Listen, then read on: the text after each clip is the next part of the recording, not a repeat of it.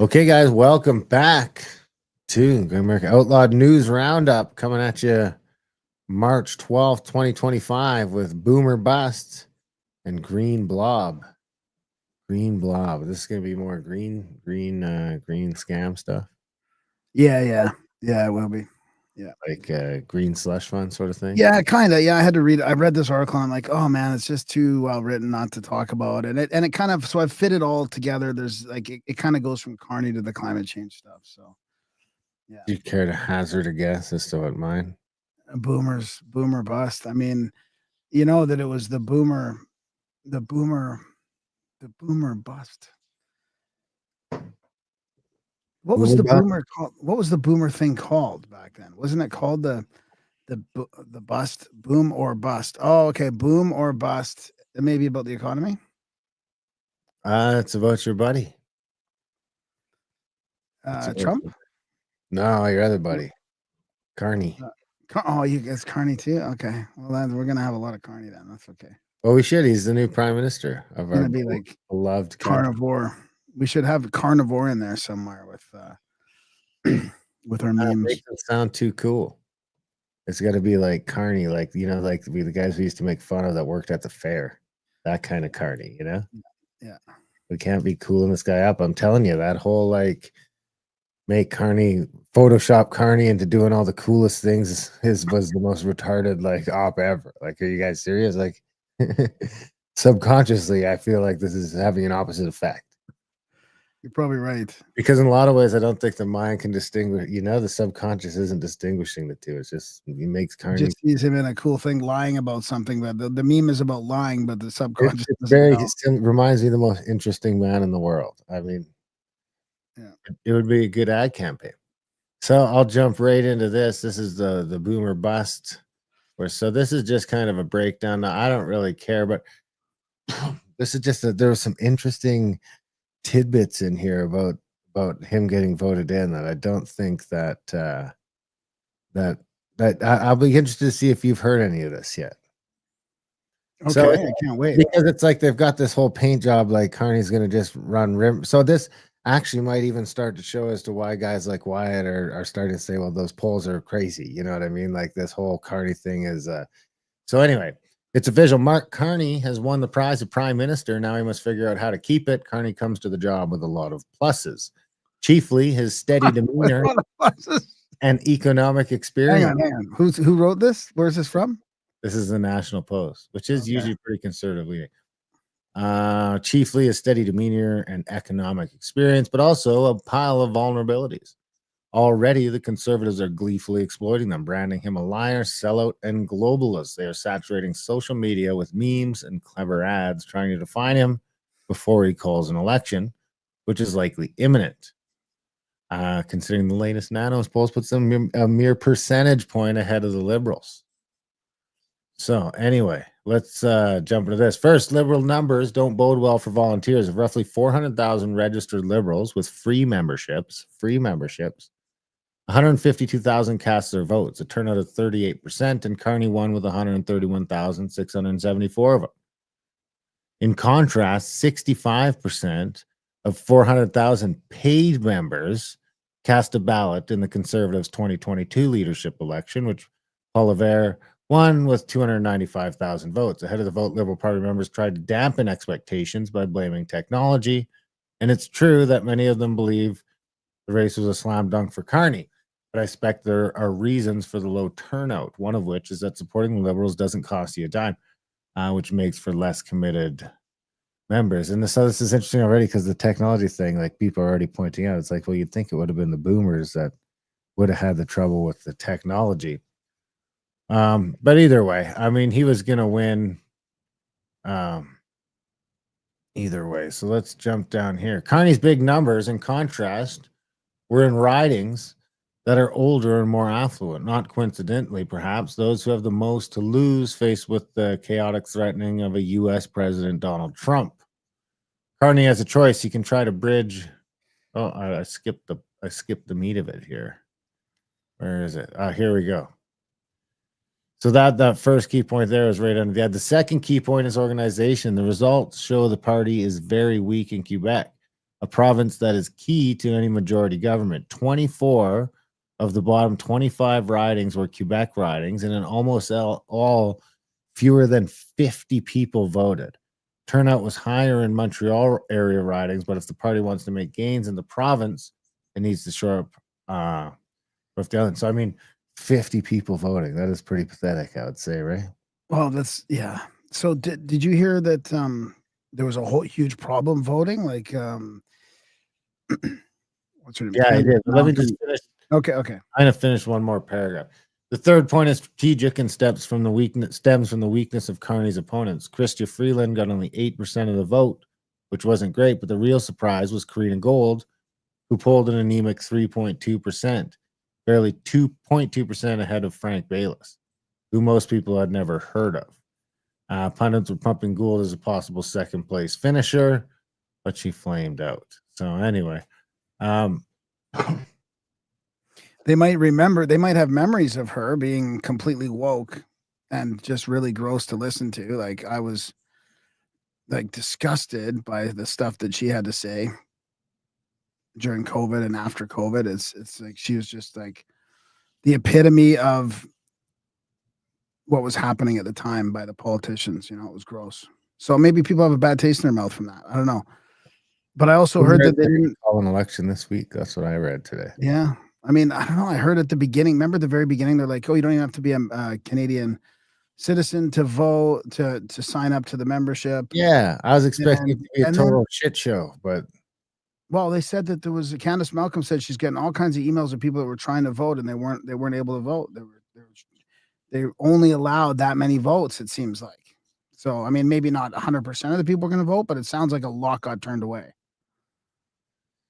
Yeah, well, I think that would have been 400,000 would have been the max. That would have been 100%, yeah. Yeah. But I mean, But even that number was low. I expected that number to be higher with a free membership and the internet, opening it up to everywhere. Yeah. The age of the internet. I mean, in the age of Bodie McBoatface, you never know what you're gonna get. Anyway, I got a shit ton of stuff, so I can keep going, or you can go. Yeah, keep going on carnivore. Oh well, I don't know that I have a bunch more carnivore stuff. Okay, well I'll do that. Everything else I have is like I got some tariff stuff, some general Canada stuff. Yeah, that's my only carny stuff. Okay, then let me transition into my whole thing then. Your whole thing? You're gonna do the whole thing? It's gonna start with Carney. So this is a guy, gas price wizard. He's talking about he's on an interview here and he's talking about the Trudeau cronies, but also about Carney's wife, and it gets into the climate change organizations and stuff. Can you hear that? I cannot hear that. Okay. Good thing I checked. I can't believe this. Let me see what. I can't believe it either. So I mean, this is why most people don't do it live, so they can just edit this out. Yeah, exactly. Never really had. All he had was the last name, but he's done some really dumb things. Mark Carney is very unapologetic. The very fact that he has Gerald Butts and Katie Telford and the same group of liberals behind Justin Trudeau behind him, that should be an alarm, as well as his wife. And I don't like to bring in, our backgrounds, but his wife is part of the Eurasia group, part of the most militant of climate, catastrophists out there. Diane Fox, I should say, Carney. There's no doubt in my mind these people are committed to their green agenda, which it does not include human beings in terms of their ability to make ends meet, unless they're prepared to accept a significant decline in their standard of living, according to what they think. This might be hyperbolic for some people, but we have to pay attention to this. This is the next. This is going to be. I thought this was kind of fizzling out. Well, I shouldn't say I thought that. I was hoping that this was going to fizzle out a little bit, especially with what's happening in the States. But I mean, I think they're doubling down. That's why they want Carney in here. This is another form of authoritarianism on a level that Canadians are unfamiliar with. And if democracy doesn't matter with them, as it appears to be the case in the Liberal Party today, we have a parliament that hasn't functioned since September. By order of the Speaker, the Liberals have refused to divulge information about their green slush fund. That's money that you and I are children or grandchildren will have to pay for years to come, that have been divested to make these green grifters very, very rich. The fact that the government is protecting all of that while at the same time changing a leadership, which is going to have pretty much the same policy, while at the same time not bringing Parliament back and not giving the will of the people to give its stamp of imprimatur on what the government is doing, suggests to me this is a government that doesn't really care about people, doesn't have to worry about people, and of course is acting in a way that is totally anathema to our institutions and our public approval of the kind of direction the country is taking. Mark Carney is going to be a real problem for Canada. And the sooner we get to having an honest discussion about him, rather than his trolls making him look out like he's something that is the greatest thing since sliced bread, is going to be a real challenge, I think, not just for conservatives, but for folks like me who have been longstanding liberals, many of us sitting in the wings. And we are not holding back. We are pouncing on this man because he's extraordinarily dangerous for this country. I mean, that's a bit, like dangerous. Yeah, I do, agree with that. I don't know if that's the right term, but I think we got to be very careful. Every Canadian must listen to this man, a former Liberal MP who has been right about JT all along and is 100% on the mark with Carney. This is another one about him and climate change. I don't know, dude. I can't believe we're falling for this. Like we are Canada is falling hard for the propaganda. Elon's a Nazi and Carney's the savior, and forget about climate change right now. China, climate, and control. What Mark Carney's Chatham House agenda intends for Canadians and Bangkocracy. At this vital juncture, is that like the banks or like Bangkok? That has to be a K on the end. At first, I've always thought it was bankruptcy until reading it out loud, and then I'm like, oh, it's Bangkocracy. Chatham House, right? Did you know he is one of the most influential foreign policy think tanks in the world? This is the Chatham House, right? And do you know that Carney has the record for the most talks at the WEF? Like he's spoken the most at WEF. I mean, this isn't just like what? I'm not surprised. This isn't just like an apprentice. We're getting like the high level green adept in here. So given Chatham House's deep involvement in shaping global governance, it's safe to assume that the policies that it champions will soon find their way into Canada. These policies, ranging from pandemic control to climate mandates and mass migration, are designed to erode national sovereignty in favor of centralized technocratic rule. He's talked about this, dude. He has said this. He's basically like, we're gonna influence all these corporations, to use a specific energy, and for us to use a specific type of energy, and they want basically all of us down at the bottom, and they want these elites to basically steward the world for us. It really does. So a report even states crisis and shocks, including disease outbreaks, financial crisis, and conflicts, can create windows of opportunity to trigger universal health reforms. That sounds like it's right out of Klaus's book there. But here's the climate authoritarianism. So the Institute is also at the forefront of climate authoritarianism, calling for financial systems to be aligned with net zero goals. He's already threatened net zero to us, right? He's like, we're going to be, complying with this net zero, and the climate's not going to get fixed until we get to net zero. Like, you're like, what the fuck, dude? Conveniently placing Carney, the former Bank of England governor, at the center of finance and climate policy. It advocates for the Carbon Border Adjustment Mechanism. Have you heard of this? The CBAM? Like a carbon tariff? A global carbon tariff regime that punishes countries with lower climate regulations. It's the same political class that called Trump's tariffs unjustified economic warfare, yet they push global carbon tariffs with a straight face.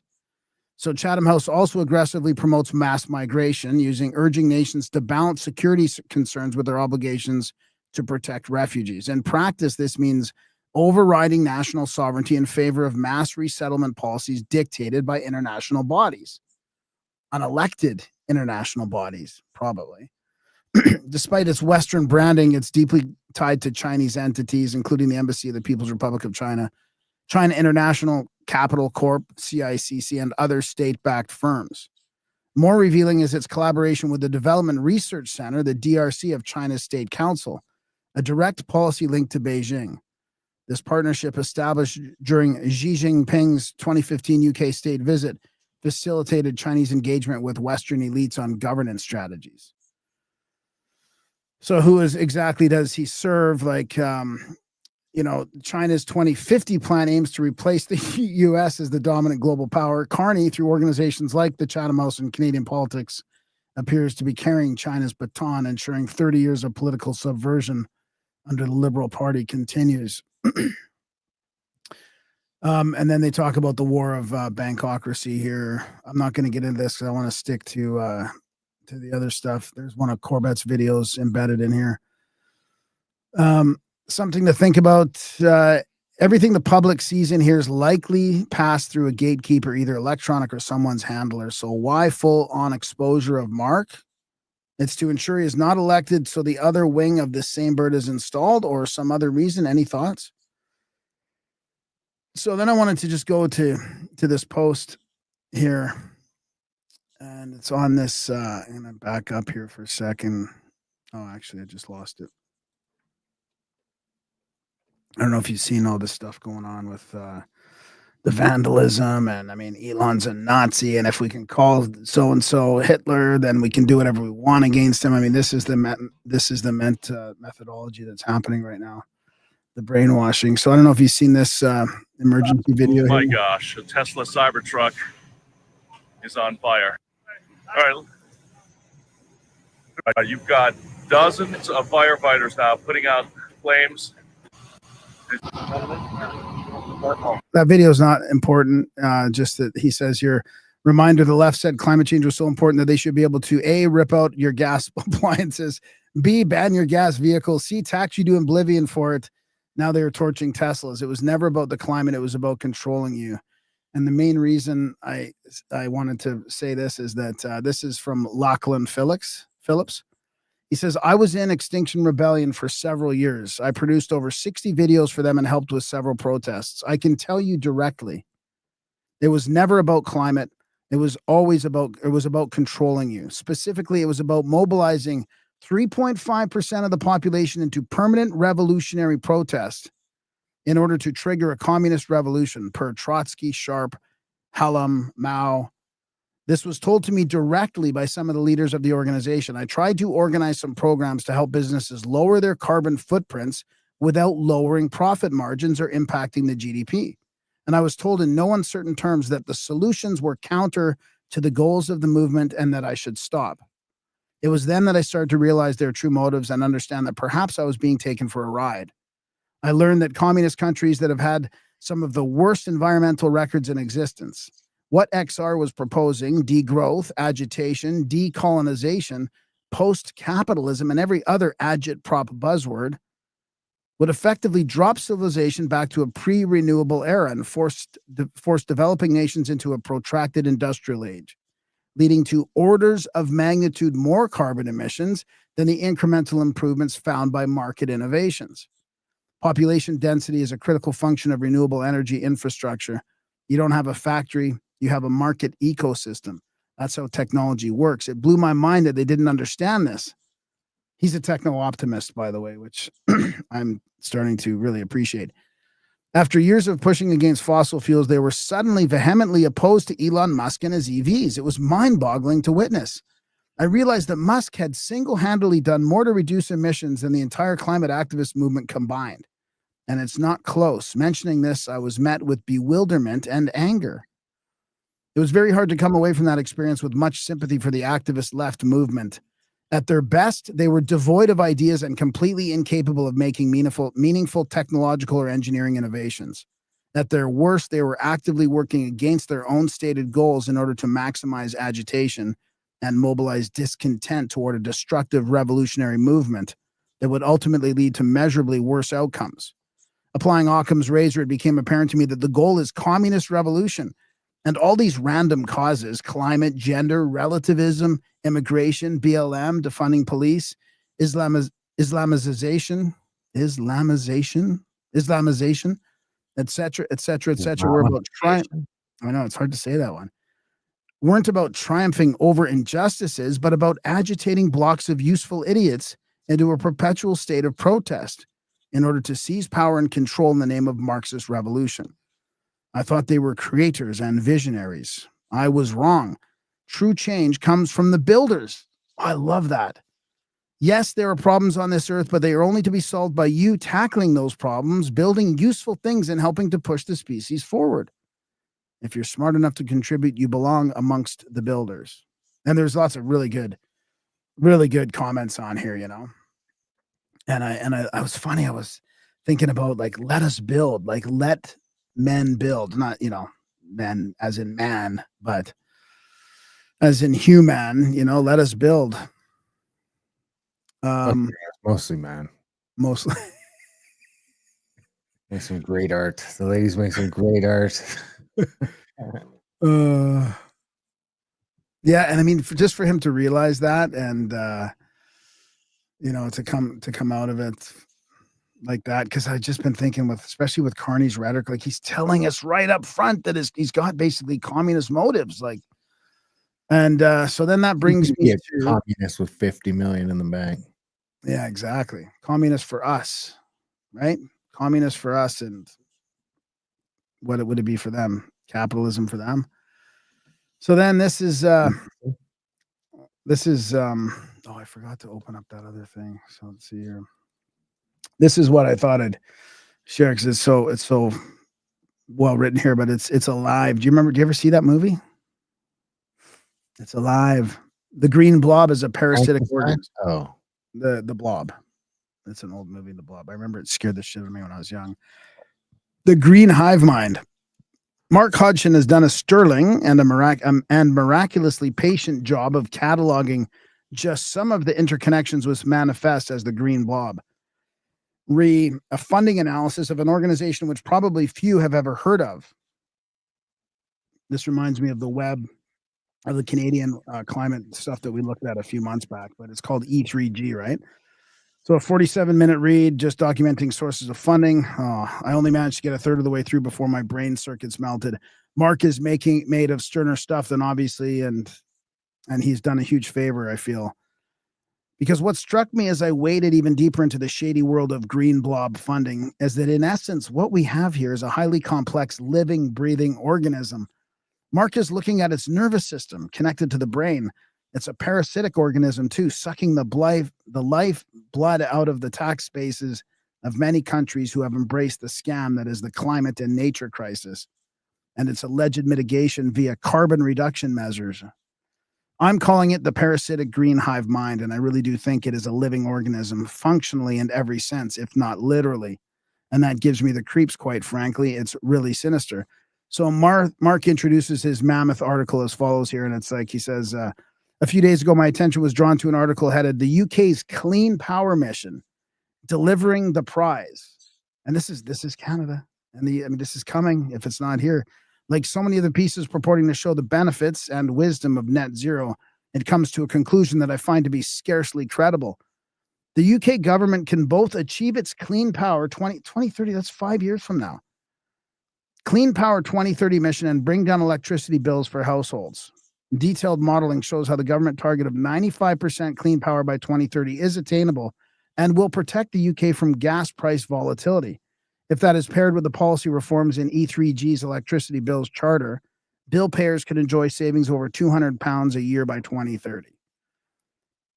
I confess I hadn't previously heard of third-generation environmentalism, which is what E3G stands for. However, a quick look at the About section of its website left me in no doubt about its purpose. Our immediate priorities are clear: to build the climate politics and diplomacy needed to shape an ambitious new round of climate targets in 2025, to massively accelerate the energy transition to a clean economy, by their definition, right? And to get financing where it matters for climate action through the transformation of the global financial architecture. Having established that organization is one that would inevitably produce a hopelessly optimistic report about the current UK government's even more hopelessly optimistic energy targets. I then did what I always do in these cases. I looked at the section of the website which tells me about their funders. They have been in existence for 20 years and have at least 150 staff.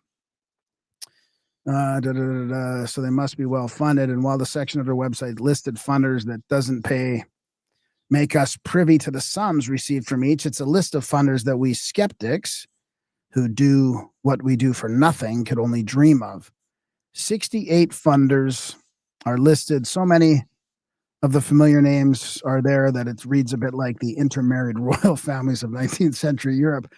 Let's take a look at them. Anyways, and I'm going to just finish up the article and we'll take a quick look at the funding. But she says, I seriously think that we're not going to take down the green blob in this country. She's from the UK, the US, Australia, and elsewhere, if we do not take into consideration that it is functionally, at least, even literally, a living, breathing parasitic organism. We should be urgently researching the best methods of destroying complex parasitic organisms before they kill their host, which is us, and more generally, Western industrialized modern civilization.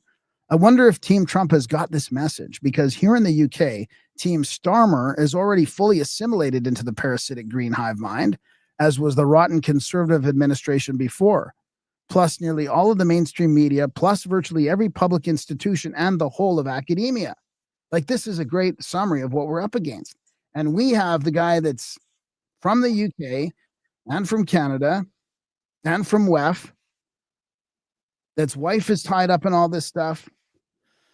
He's over here now to lead the charge with Canada here against, the US, with, I'm sure, with UK and all the other, European nations that are all on board of this. So let me just quickly go through the funding things here. Look at the section of the website about their funders. So, I mean, it's not going to be a surprise to you. It's just to go over some of it. It's pretty bland, really. But, we've got a bunch of stuff from Europe, right? Bristol City Council, Bill and Melinda Gates are in there. Chatham House. Oh, they're okay. So there's a nice connection. Chatham House right there. Wait, go up. What's that? CSIS. CSIS, Center for Strategic and International Studies. Not our spy agency. Not our spy agency. No, good catch. Children's Investment Fund Foundation. Hey, there's us. Environment and Climate Change Canada. Thanks, guys. There's our tax money going to you. And that's a bunch of UK departments here, European stuff, official, right? I mean, these are the taxpayers, I'm sure, from Europe and everywhere else getting hosed for this bullshit stuff, right? So they can cherry pick what industry they want to pump their money behind. Open Society Foundations, Oak Foundation. So there's some nice ones. Thanks,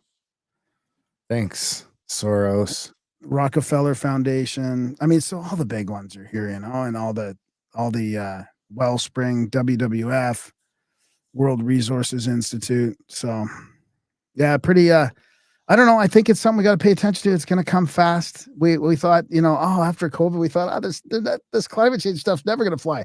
They told us they were going to transition to climate change. Everybody's like, there's no way. Here we are. So anyway, well, did you get news of the China boycott yet? They don't care about China. China can put whatever tariffs they want on stuff. You didn't, so we're not going to boycott China. No, we're not going to boycott. Are you kidding me? Do you think that's just because it's Western Canada or because it's China? Because they ain't growing any of this shit out east. Saskatchewan and Alberta making all of it. Oh, actually, I thought I had a post on that too. Go ahead. I can't hear it. What? I can't hear it. Oh, you gotta be fucking kidding. Are you serious? No, I have. It's crazy. I mean, we test it out. It seems to work fine, and then we go to do it, and it's like this is bizarro land. I mean, this is should I complain? I should complain to StreamYard. You should probably stop complaining to StreamYard soon. America is not the only country that's implementing tariffs on Canada. In retaliation to Canada's tariffs on their electric vehicles, China has issued 100% tariffs on canola oil and peas, a move that will impact some Saskatchewan farmers. Mick Fable has the details.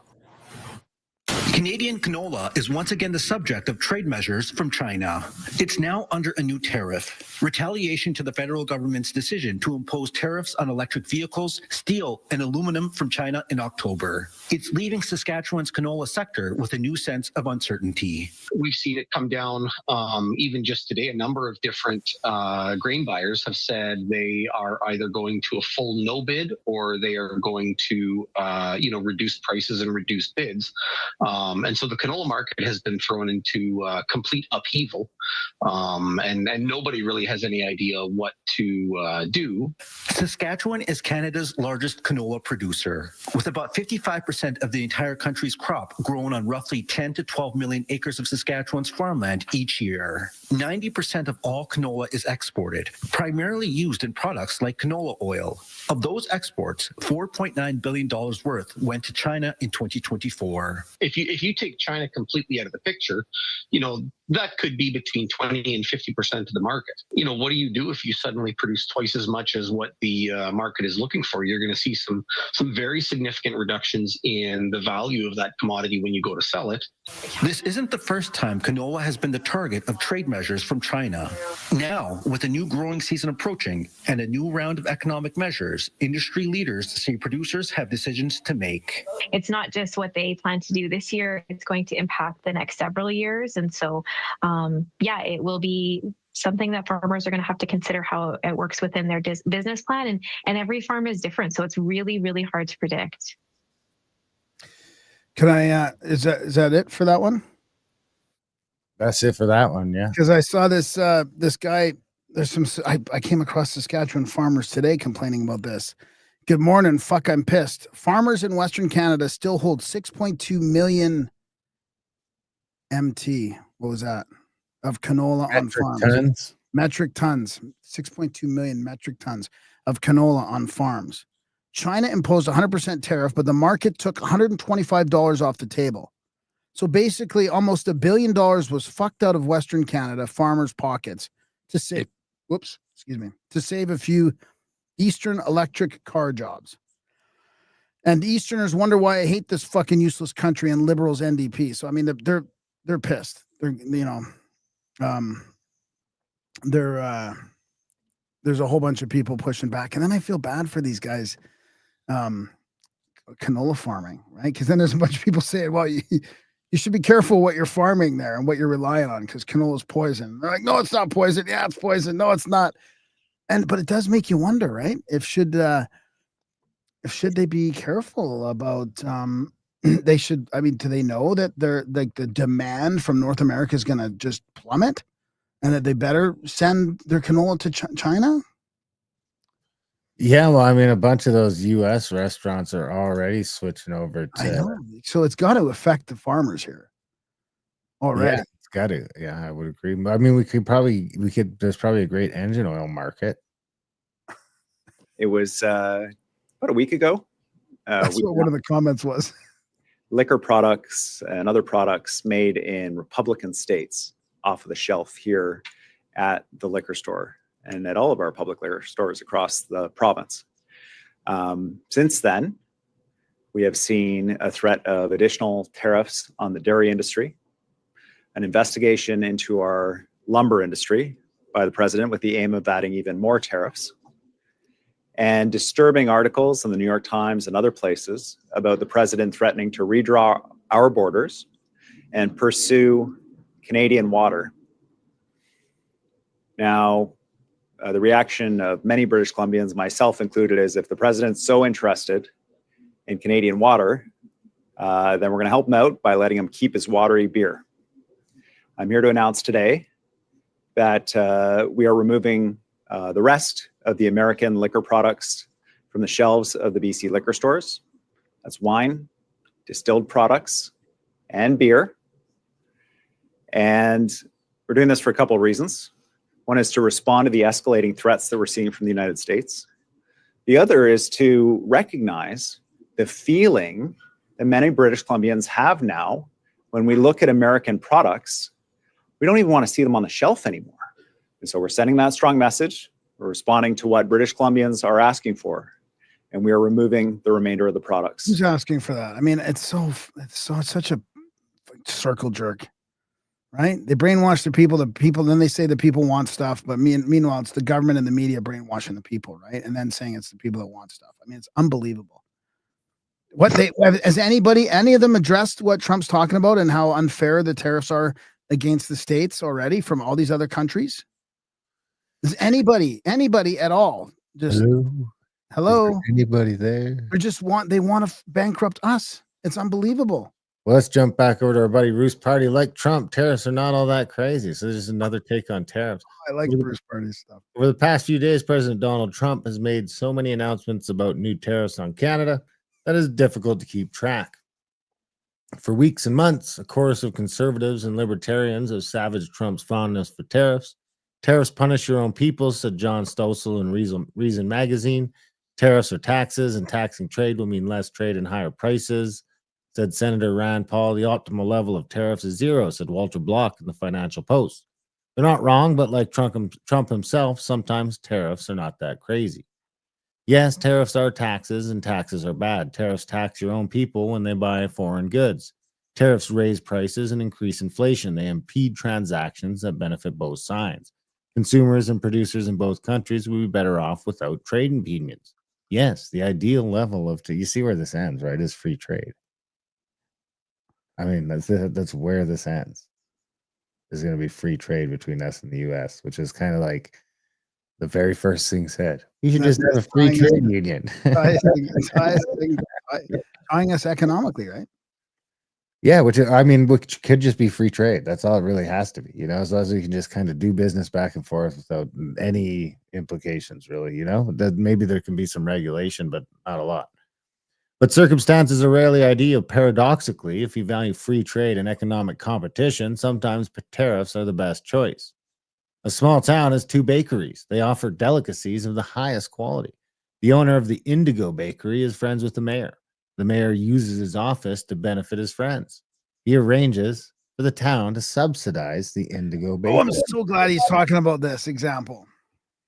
The Indigo Bakery uses its largesse to undercut the prices of its competitor, the Violet Bakery. The Violet Bakery cannot compete. It goes bust, not because its products were inferior, but because it lacked influence in the political sphere. The town breached the first principle of free markets, and the same rule applies to everyone. The same rules apply to everyone.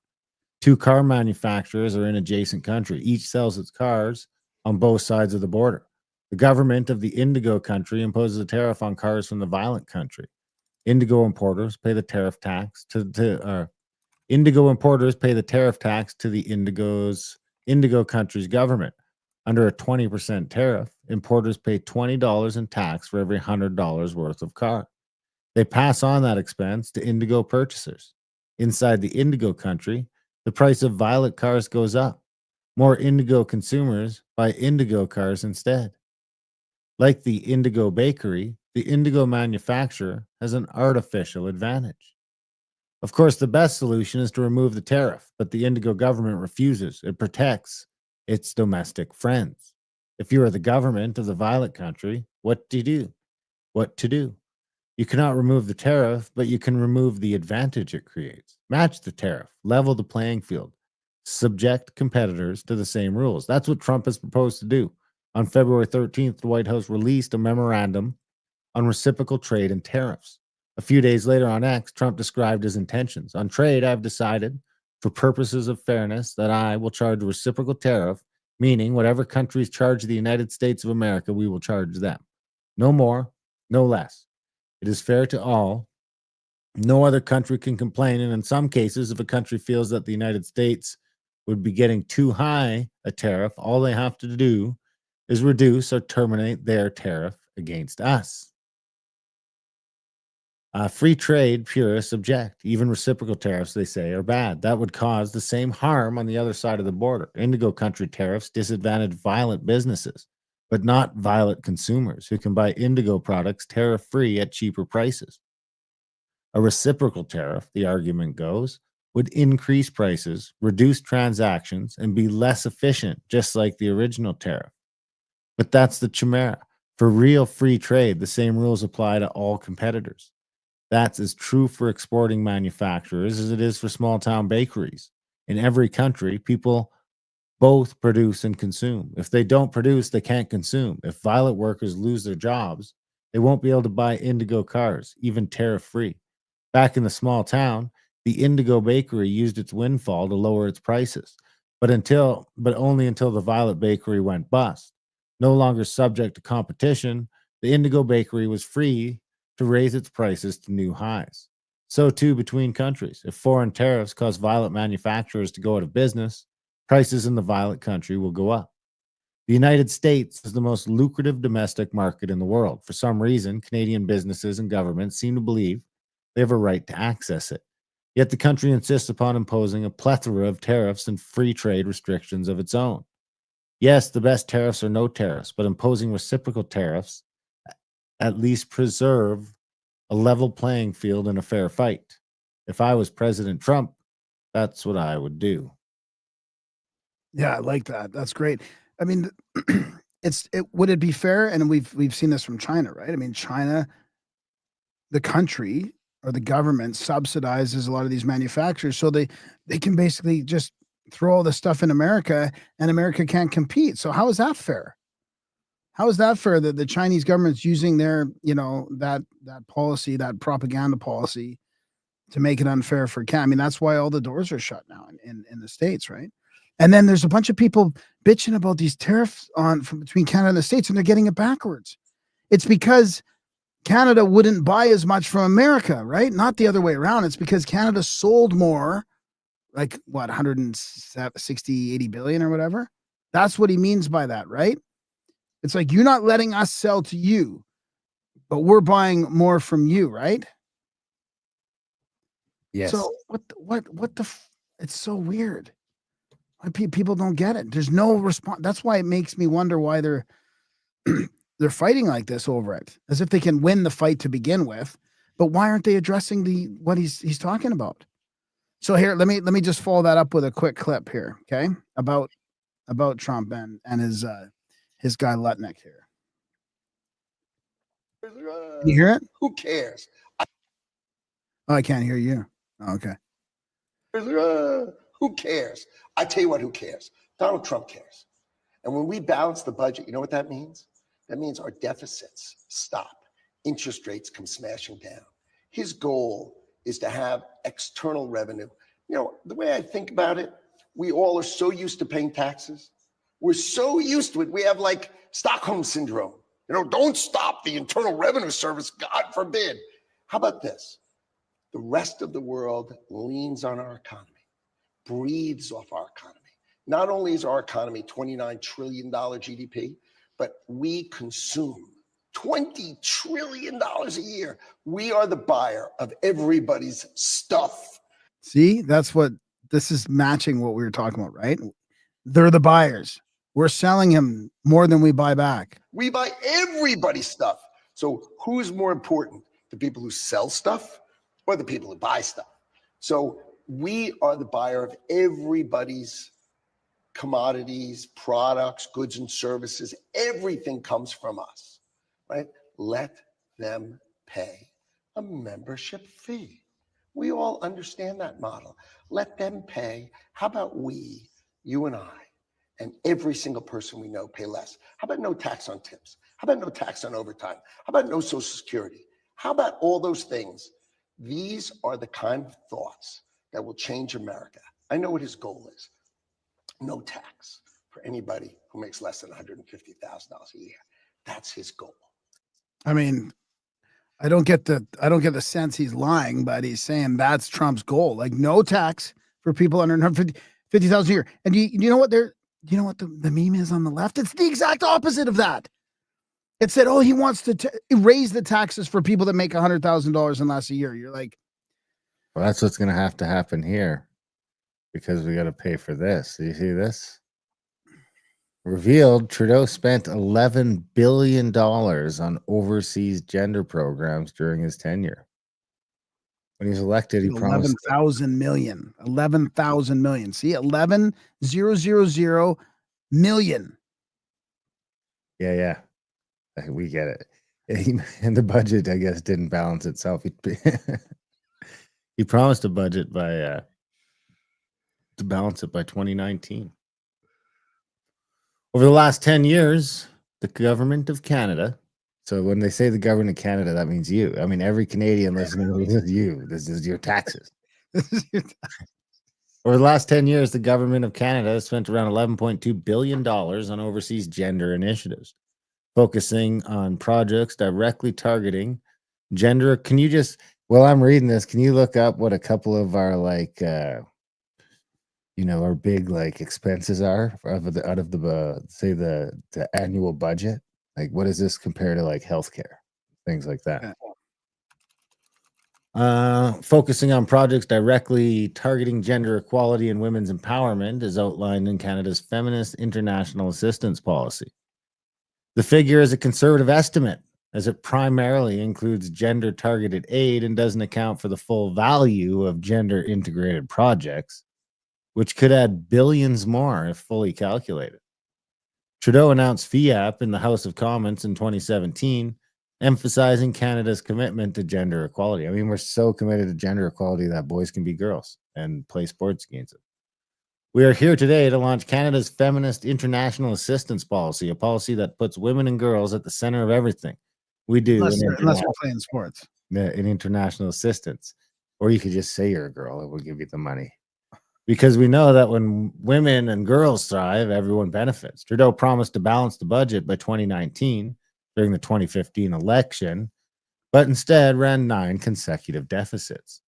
The largest was in 23-24 with a deficit of $61.9 billion, the highest outside the COVID period. Annual deficits averaged from around $39 to $48 billion from 2020 to 2025.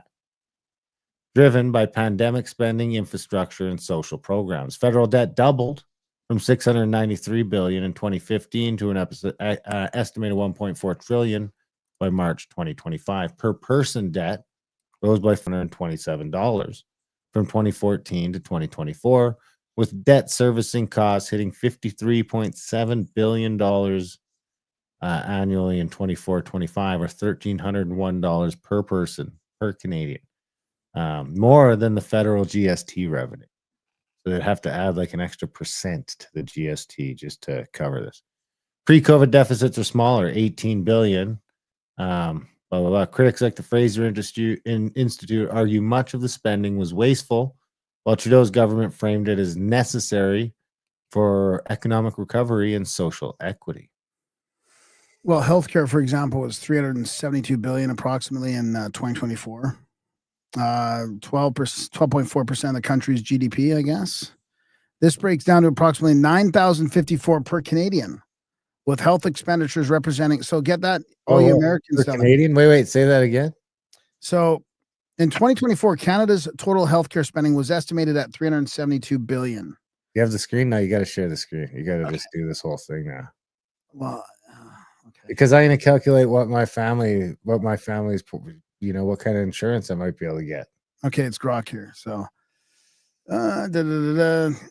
this breaks down to, that's the Canada Institute for Health Information. This breaks down to approximately $9,054 per Canadian, with health expenditures representing 12.4% of the country's GDP.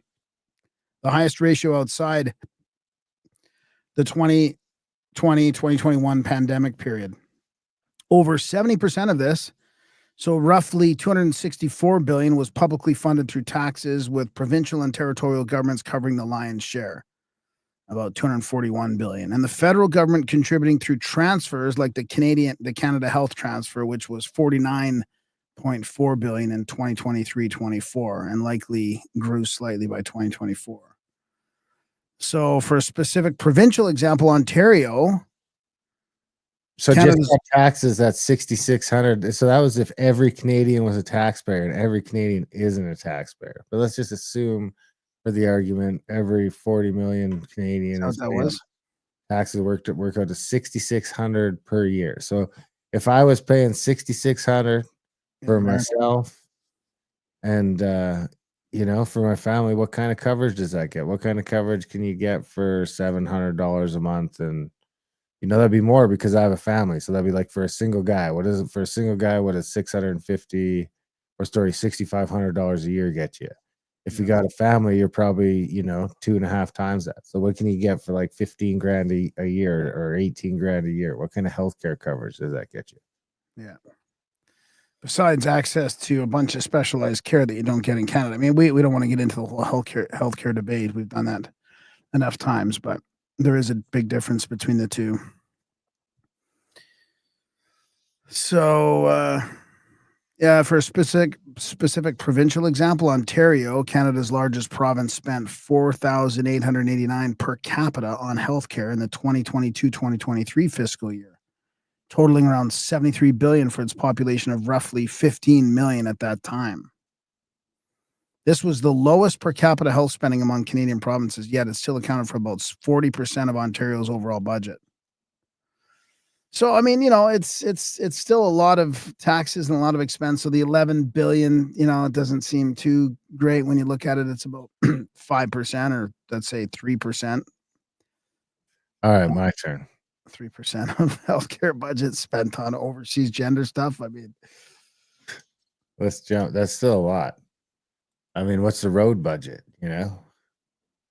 How's it compare to that? It seems probably as much as the highway budget. Are you checking? Yeah.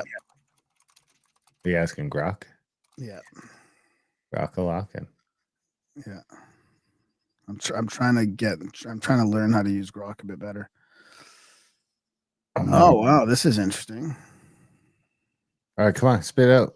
Well, they don't have a single, highway and roads budget, but for the federal side, take the 2023-24 fiscal year, the government of Canada, through Infrastructure Canada, allocated about $4.6 billion under the Investing in Canada Infrastructure program for various infrastructure projects, including highways and roads. So twice that. Almost three. They spent 3 times that. Yeah. On feminism in Africa. Yeah. So that's a good example. All right, let's check this out. This is seems to be some sort of weird racism humiliation ritual that they make these cops go through in Ontario. Is this Ukraine related with all the blue and yellow? I think that's like the the Indian Hindu hat, like the do-rag. I don't think it's I know that, but I mean, what about the blue and yellow symbolism? Maybe that's why. I don't know. It probably is. I mean, they're just like they're virtue signaling on like 7 fronts here. Isn't this a weird thing to make cops do? The Hamilton Police Services started an initiative where they invite new recruits to various places of worship throughout the year. On this day, their goal was to learn about the Sikh community's faith, identity, and culture. I started off with a tour of the facilities and basic protocols while visiting a Gurdwara. I shared a presentation prepared by the World Sikh Organization on Sikhs in Canada, how to recognize Sikhs, our articles of faith and what they represent, the treatment of these articles, religious accommodations and the freedom of religion, consent and respect for body searches on Sikhs, international students, Sikhs in politics, and more. My goal was to enhance their understanding of Sikhs so that they're able to respond to calls appropriately. If they were ever called to a Gurdwara or a Sikh family's home in an emergency, they would have more awareness and knowledge of Sikh beliefs and practices to provide culturally appropriate care. In the end, they all enjoyed a delicious meal in the Langar Hall. Initiatives like this one help break down biases and prejudices, foster trust, improve communication, and community relations. We look forward to teaching the next batch of recruits throughout the year. Is that AI? Because I mean, I'm sure it's Sikh. It can't be Sikh. I know. I was like, particularly made like the Sikh. I think that's great, though. I think that's good, man. I mean, you gotta, you're trying to prepare the cops for what they're going to be up against. Did you show them some sword fighting and so they can offer cultural appropriate care? I mean, did they do some weapon analysis? You have to offer culturally appropriate care, man. It's important. All right. Well, I want to stick on the comp scene for a second. There's another one. To the driver who. So actually, let's jump out of this for a sec. Growing up in Canada, we had to watch out for black ice, moose, and snowmobiles. Oh, this is unbelievable. The newest form of automobile terror is Indian truckers who are killing people left, right, and center. In all seriousness, explain to your friends and family how serious this is. I mean, I keep an eye out on them fucking trucks now because you never know who's driving. Anyway, let's play this video. It's a couple of cops.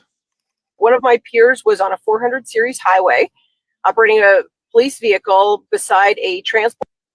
Here, I'll read the screen here. It says, historically, Ontario's workforce, including trucking, has been dominated by people of European descent, British, Irish, Italian, you name it, reflecting the province's settlement history. The 2021 census pegs about 65 to 70% of Ontarians as having European origins. Though that's across all jobs, not just trucking. But the industry has been shifting. Immigration has played a huge role, especially in recent decades, and trucking's no exception. South Asian communities, particularly from India and Pakistan, have become a noticeable force. 2022 post on X from someone citing the Ontario Trucking Association claimed 54% of truck drivers in Toronto are South Asian immigrants. That's not an official stat, but aligns with anecdotes and industry chatter about Toronto's driver pool. Vancouver was mentioned at 56%. And we've covered before a couple weeks ago on all the South Asian driving schools that have popped up over the last few years. Poor truck with a full trailer. That trailer started to drift into my peer's lane and forced the officer into the median. The officer was able to gain control and stop that commercial motor vehicle. When he did, he spoke to the driver, who explained that he had put the truck in. Stop. Got up from the driver. Oh. I wanted people to guess what was going to be the reason here. Why would the truck driver drift into the lane and almost squish the cop up against the meridian? Like, what would he be doing in the truck? Like, what do you tell the cops if you get pulled over and you veered it, you almost crashed a cop? What do you tell them? I guess he thought cruise control meant the truck drove itself. Funny enough, I think I remember thinking that when I was like a young kid. Cruise control. It doesn't. Is it steering automatically too? Is it staying within the lines? Obviously not. But went back to grab a bottle of water from his cooler. How dangerous is that? Rewind it. Cruise control. Got up from the driver's seat and went back to grab a bottle of water from his cooler. How dangerous is that? It's so unsafe. It's unbelievable that this happened. One of my peers was on a 400 series. That's pretty funny, eh? Just put on cruise control, got up out of my seat, went to the back cab, got a bottle of water, and came back, and I was almost cutting a cop off. Well, can I raise your cop clip? Sure. By my cop clip? I just got to find it now. It's a good one. You're gonna get a kick out of this. You ready? Here we go. Hey, I'm sitting here in Houston at this is Channel. Can you hear that? Baytown. This is Baytown. This is Baytown, Texas, and this officer here is just checking in the back of my trailer for some vandals, and this is what he told me I need, or this is what he said I need in Texas when I'm at a truck stop. Here in Texas, at this location, PD and myself would recommend that you have your gun on you. So if anyone tries to steal off of your truck or your trailer, you shoot them. And because this is considered your home. Here in Texas, you are protecting your home and your belongings that go to your home. So anyone that's trying to, present themselves as a threat, shoot them down. Right on. I wish I had a gun with me. Right on. Thank you, officer. You're so welcome. Have a great night. You too. Bye-bye. I mean, that seemed real to me. I got vibes that was a real chat. He's like, hey, I got to record you saying this because my friends in the other state aren't going to believe it. But, I mean, there's a benefit of being 51, baby, because you can protect your shit.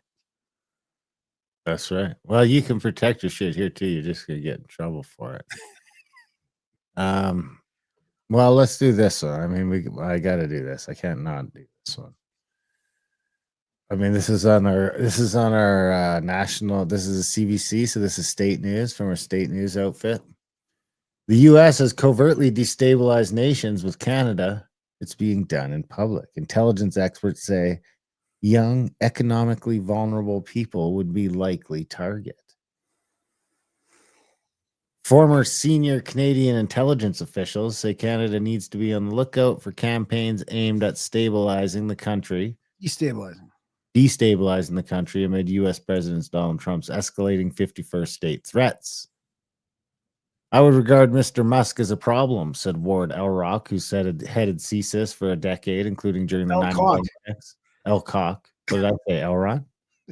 Like L. Ron Hubbard? Who headed CSIS for a decade, including during the 9/11 attacks, and also served as national security advisor. I think that's on a number of fronts. The U.S. Central Intelligence Agency has worked to destabilize many governments and nations in the past, using methods as mundane as corruption and as drastic as assassination. But the former spy chiefs say a campaign aimed at Canada would likely rely less on cloak and dagger tactics and more on social media, such as the Elon Musk-owned platform X. You think they're fixing to ban X, huh? It's unbelievable. Is Trump trying to change political views in this country? If so, that's foreign interference, said Dick Fadden, who also headed CSIS. But wait. I just don't understand it, dude. How can the Canadian politicians rail against Trump constantly, and that doesn't change the political? Is that not foreign interference? Is it only when they do it to us and not when we do it to them? Like, I don't understand the fair playing field here. We're running ads in their country. Our politicians are going over to their media. Yeah, it would be an ad.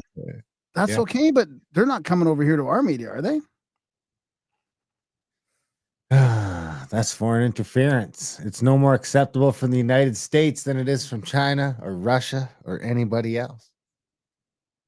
Neil Bisson is a former CSIS intelligence officer. He's now director of the Global Intelligence Knowledge Network and teaches at University of Ottawa's Professional Development Institute. He said those Canadians should be targeted by propaganda that sell American citizenship as the answer to their economic woes. And there will be individuals within Canada who could be potentially co-opted to push that narrative forward. People start believing it. You keep repeating things often enough, people start believing it. He said if it continues down this path for years, virtually anybody can be worn down. He says that means finding ways to use social media more effectively than I believe we have been doing. Bisson says government assistance for those affected by terrorists could blunt the impact of such propaganda. This is the Canadian government trying to shore up that political opinion within their own citizen to say, okay, we've got this covered. We're going to take care of you no matter what. Yeah, just print more money. Because if that wasn't done and things were starting to destabilize economically, that would just give people even more reason to fall back on thinking, well, maybe it's a better idea if we just succumb to this. The intelligence professionals say it's possible that the U.S. government would use more intrusive tactics, such as fomenting or financing pro-annexationist groups within Canada to create the impression of a groundswell to support the idea. They have an extraordinary capacity to do this, said Fadden. The real issue to me is whether in respect of Canada, they will actually make use of those capabilities and resources. He said Canada should be on the lookout. We need to start at the basics. We need to start monitoring money flows. We need to start talking about whether they're trying to interfere with our election at all levels. You know, it sounds like the opposite is actually happening. I mean, our propaganda machine, the CBC. Sorry, I thought you were down there. Was talking about the polls. They're making it seem like the Liberals are like ahead by one now, and they're talking about the polls. And the poll that they're talking about, they don't mention this, of course, but I mean, it's like 250 people or 250 sample. I don't know if it's the same people throughout, but it's spread out over 4 periods or 5 periods, and it ended before the election, before the selection. And this is what they're talking about. So it's like the weirdest poll that they're using as this headline making thing that the Liberals are back in the lead over the Conservatives. So can I give you an example of being exactly what that guy accused us of being? Yes. Trump's so-called gold card program, visa program. You've heard about this? He's offering because we're spreading misinformation about citizenship, residency, and a path to citizenship for $5 million. This is not an immigration policy; it's a fire sale. Citizenship is just another product on the shelf. I mean, why not tweak that program? Allow Americans to sell their citizenship for $5 million. Now that makes sense. Let struggling Americans get paid and move out of that country with their newfound millions. That's a program I could get behind. Imagine if, for instance, just say 10% of African Americans could sell their citizenship for $5 million each. That's roughly 5 million new millionaires, $25 trillion between them. You can get a Dominican citizenship for an investment of just $100,000. You could make the Dominican Republic $25 trillion richer overnight. You know, I'm just saying African Americans because they have the most obvious reasons for being interested in selling their citizenship, since they don't get much out of it in the first place. But if you offered a program like that in reality, well, I think that you'd see that country empty out. I mean, ask yourself, if you're an American, what would you rather have? American citizenship or $5 million? $5 million and the opportunity to get citizenship elsewhere and have all the safety and all the security that comes with being that rich. Retaining your citizenship is never going to secure for you that kind of wealth. It's never going to secure that kind of wealth for you. It's never going to give you that kind of freedom, and it's never going to give you that kind of security. And I think you know it. I think you ought to demand the right to sell your citizenship, since he's already treating it like a product, like an asset that can be bought and sold. So why can't the people who already possess that asset, who already have that product, why can't they sell it? Isn't that capitalism? Isn't that the free market? Forget about selling it. If American citizenship is worth $5 million, well, shouldn't we be entitled to a refund? I mean, I don't know about you, but I sure never got $5 million worth of value from my citizenship. Did you? Well, I think the government ought to buy it back, just like corporations, you know, with their share buybacks and so on. You can have it. Give me that $5 million and we'll be on our way. Who wouldn't go for that deal? Well, you see that whole country depopulated within days. Good one, eh? What do you think? No, it's not bad. I'll sell my Canadian. That was from the Jones Plantation. Shout out to the Jones Plantation. Watch this. It's the kind of creative thinking that's going to get us out of this mess. I wouldn't go that far, but I'd set up my woodworking shop in Russia for $5 million. Exactly. Well, where do you want to go next? Or you want to call it, or what do you want to do? Well, I mean, I don't know. I got probably a quick one that we can talk about. I mean, yeah, let's do it. It's about the pension fund in Canada and how much it's costing us. Do you know have you seen that going around? How much our pension fund is costing us? How much the CPP? I thought it was supposed to be like making money. No, I mean like to administer it. Like how much to like this is like what happens to government programs, right? Yeah, I know. I seen that thing of they're building a crazy new office, right? Yeah, yeah. Oh, I'm sharing it already. So the Canadian pension plans to spend an estimated $300 million to $430 million on a lavish new office. I mean, I don't know if they need new offices. That's fine. It's hard to argue with like building something, right? But I'd love for them to explain to the seniors who are barely getting by, or the small business. Well, not only that, I mean, like for 50% of downtown Calgary is empty. Right. Yeah, so not like something we can rent. Yeah, good point. Yeah, let's just let's do a long-term, like 10-year lease on the building or something. I'd love for them to explain to the seniors who are barely getting by, or the small business owners who are paying higher payroll taxes, or the workers who see their paycheck shrinking, why their pension fund needs an expensive, shiny office building. Franco Terrazzano, federal director of the Canadian Taxpayer Federation. Yeah, good quote. So here it is. Source estimates 10-year. 10-year. Interesting. 10-year cost of move at $300 million to $430 million. CPP Investment says it needs the new office to attract talent. And CIBC Square is the only space that meets the commercial objective. So is that in Calgary? Do you know CIBC Square?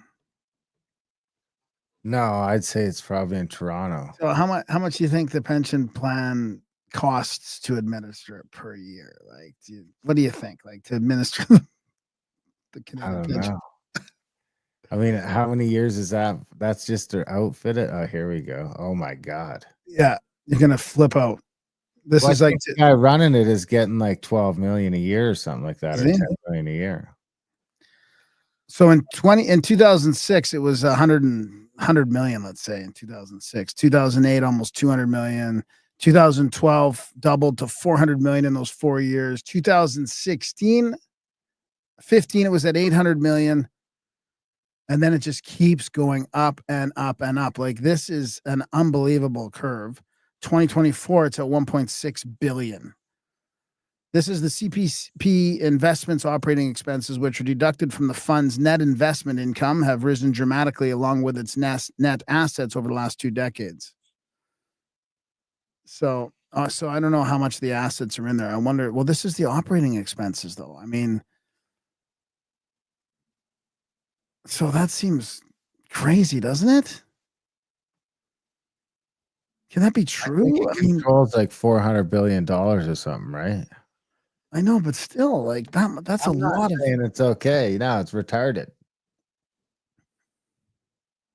This is what happens with these government programs, right? That's why I want Doge to slash, because you never ever get a chance to do this. It's just always going up and up and up, like a 700 billion in assets. Yeah. 322 billion in the United States and 73 billion in Canada. This is one of the main reasons why Alberta fired the managers of its pension fund. The entire board of the Alberta Investment Management Corporation was dismissed by the provincial government due to ballooning costs and poor performance. This is a disgrace. These grifters should be put in jail. The CPP's average return isn't, oh my God, how much do you think the return is? According to avid investors. 8%. 2%. What? The CPP's average return is an abysmal 2%. The S&P 500, which is a passive fund, brings in 10% for basically no cost. There is no justification for this. Doge Canada would smash this country to pieces. In 2024, they were able to run on, in 2004, they were able to run on 40 million. In 2024, they need 120 million to invest. 40 times more to invest. That's a lot of experts running bell curves.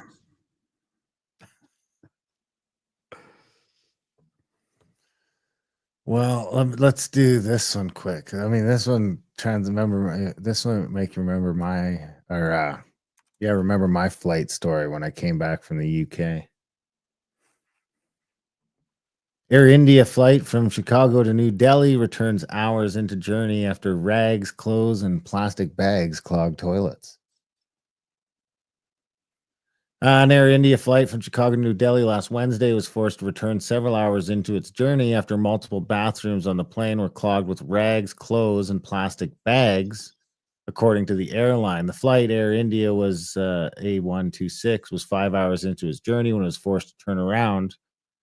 The crew were first notified that some of the toilets were out of order an hour and 45 minutes into the flight. They later determined that 8 of 12 lavatories were unserviceable, causing discomfort to all on board. Subsequent investigation into the incident revealed that polythene bags, rags, and clothes, among other items, had been flushed down the lavatories and stuck in the plumbing. The situation unfolded as the plane was over the Atlantic, but because of restrictions on operations at European airports, the decision was made to return to Chicago. I feel sorry for them. I mean, they gotta, can't they train these people how to use the toilets? I mean, they must know. Isn't there a way to know that like this is going to be a disaster? No, I guess not. I guess that's kind of like profiling or seems nuts, doesn't it? I mean, it seems crazy that has this always been happening? Don't we have universal sign language? Like, do not flush things in there nowadays. I guess not. Yeah, you do. I would say so. There's like a picture. No, don't do this. Oh, fuck. Imagine having so many clogged that you've only got 4 for like 400 people to use, and people are lined up down the aisles, and you're like, we got to turn around. Yeah, I've got a whole thing that we can do maybe Friday if you want, or another day, because it's going to be long. But I got a whole thing on like Mexican cartels and well, is it that report? I've been saving up that report, but it's a long one too. Did you see that report about the it's only from 2023, the analysis about the border and the issues?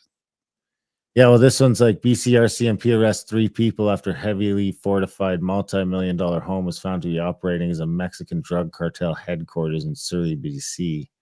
Police seized 23 illicit guns, ammo, drugs, and passports, but all suspects were released without charges. Unbelievable. I'll play it here quick. Here it is. I think it's on the CCFR.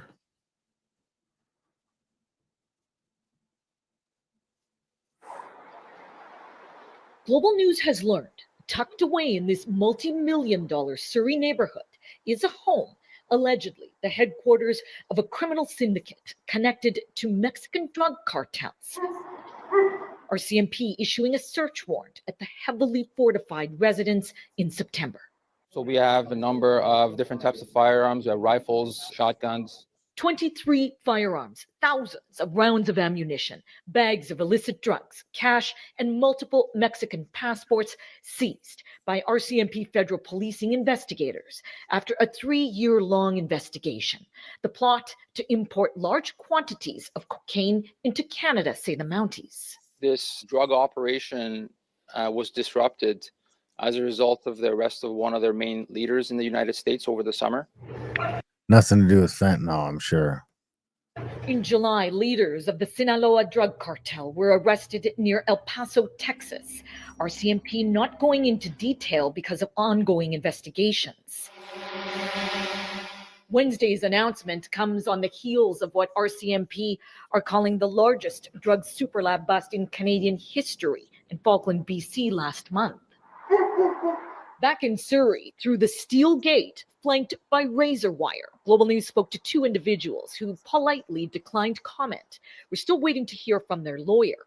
RCMP say they arrested a Mexican national along with 2 others from Surrey who were connected to numerous gangs in BC.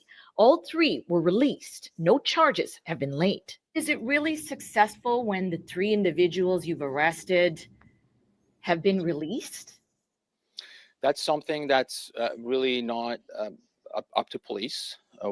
We gather evidence and we recommend charges. Drug and weapons offenses have been recommended by the Mounties. It is now up to Crown Counsel to decide on whether charges will be laid. Romina Dea, Global News.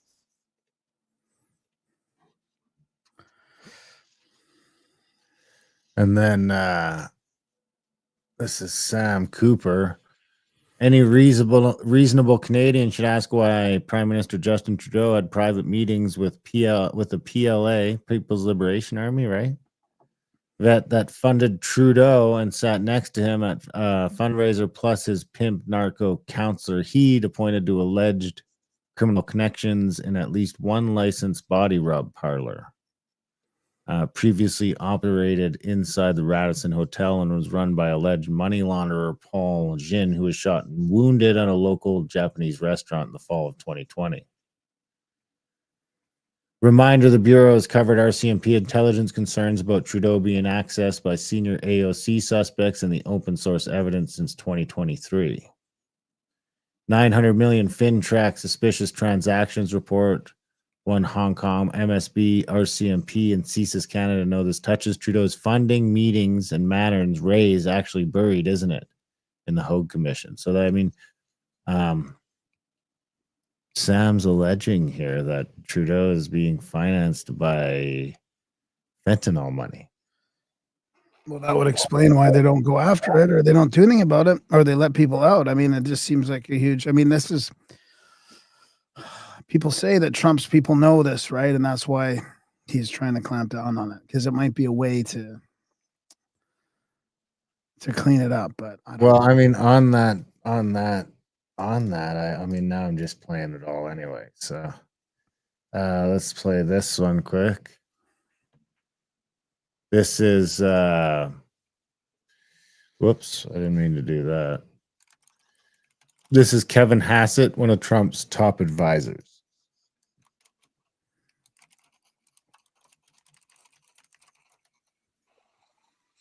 Issues. Let's just be fair. Whatever you do to us, we'll do to you. That's what he's asking for in April, and it's not a radical idea at all. But let me ask, because I am confused now about what you're saying about this being a drug war, not a trade war. So let's just take Canada. Mm-hmm. I mean, you said Canada's shipping fentanyl into the United States. I mean, I don't think that's happening. Sure. I mean, 1% of fentanyl is being smuggled across the border. See, they can't even get the. Canada's not a. They can't even get the talking point right. It's not 1% of it. It's like 1% that we import is from Canada. It's supposed to be the meme that's all wrong anyways, right? I mean, it's the talking points are just so gross. all of fentanyl in the United States, are they? Well, yes, they are a major source, and I can tell you that in the Situation Room, I've seen photographs of fentanyl labs in Canada that the law enforcement folks were leaving alone. Canada's got a big drug problem, even in their own cities. Go walk around, Toronto, and see what it's like, and you'll see that it is a big problem. And frankly, we have intelligence that Mexican cartels operate in Canada as well. And so, if you want to get the cartels out of the United Canada and Mexico, of course, fairness issues. Let's just be fair. Inside that cartel clip. Yeah, you're freezing up there. You're freezing up. I'm freezing up? God damn, my internet's going down. Yeah. Can you hear me now? Yeah. Yeah.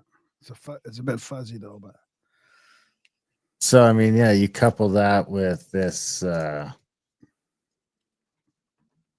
this piece here that says BC fentanyl ring negotiated with Sinaloa Chief El Mayo, court filings allege. So this is from the court filings. This is on Sam Cooper's thing. On July 25, 2024, law enforcement United States of America arrested El Mayo. This arrest disrupted DTO's effort to import and distribute cocaine in Canada. So there's oops, that's getting glitchy on me now too. So there's that bit on that. And then yeah. So I'll finish it with that. all right. Yeah, that's good. I'll look for that report. I can't find it now, but we'll do that another time. It's kind of like an official report about the border issues and stuff. Right on. Well, yeah, check it out. We'll be back with more content coming up soon. We hope you guys enjoyed it. Check out to sign up for Plus if you want to support us. That's the best way to support us is to head over to America Outlawed.ca and sign up today. And that keeps us going. Pays the bills, pays for the internet, and pays us to do the work. So if you guys are liking the content, head over there, sign up. Of course, head over to Grimerica.ca for our other podcasts. We got almost 700 episodes over there. And GrimericaCBD.com for CBDs and tinctures and gummies. And contactatthecabin.com for trips and events, all one word. And of course, adultbrain.ca. We got all sorts of ebooks and paperbacks and mostly tons and tons, over 100, almost 150 audiobooks. So all sorts of great stuff over there. Adultbrain.ca. Check it out today. Other than that, we love you guys. Thanks for listening. And we will see you next week.